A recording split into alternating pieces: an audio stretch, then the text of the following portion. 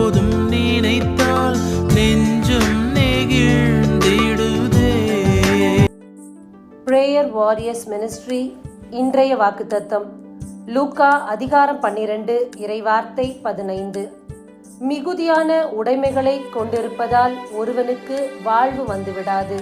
பிரியமானவர்களே, இன்றைக்கு நாம் இந்த உலகில் வாழ்ந்து கொண்டிருக்கின்றோம்.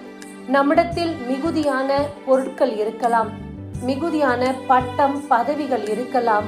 ஆனால் அது அவர்களுடைய வாழ்வாகி விடாது.